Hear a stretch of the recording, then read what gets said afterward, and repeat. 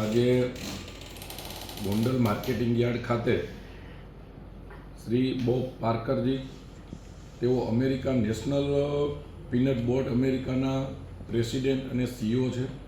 તે મગફળીના સારા એવા સાયન્ટિસ્ટ છે. તેઓએ મગફળીના સુધારણા માટે અને અમેરિકાની અંદર ખેડૂતોને મગફળીથી વધારેનો વાવેતર થાય અને લોકો જાગૃત થાય ને મગફળીનો ઉપયોગ વધારે કરે એના માટે ખૂબ જ મોટી એક ઝુંબેશ ઉપાડી હતી.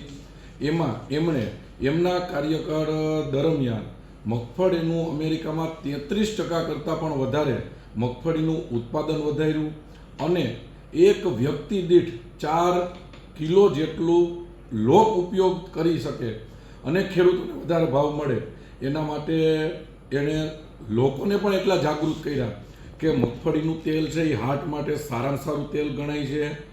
કોઈ પણ બદામ હોય, અખરોટ હોય કે કોઈ પણ એવા સૂકા મેવા નથી જે મગફળી જેટલી તાકાતવાળું હોય, એની અંદર એટલું પ્રોટીન આવે છે, એટલી તાકાત આવે છે. તો આપણા માર્કેટિંગ યાર્ડ સાથે આજે એમણે ખેડૂતોને વધારે ભાવ મળે અને ખેડૂતોને નવી ટેકનોલોજી મળે, ખેડૂતોને નવું સંશોધન મળે એના માટે એમણે આજે આપણા APMC જોડે MOU કર્યું છે અને APMC સાથે જોડાયેલા અને સમગ્ર આપણા ગુજરાતના ખેડૂતોને બેનિફિટ થાય એના માટે આપણે ઘણો સમયથી એમને વિનંતી કરી હતી. આજે આપણે એમનો આભાર પણ માની કે આજે એને આપણને સમય આપ્યો.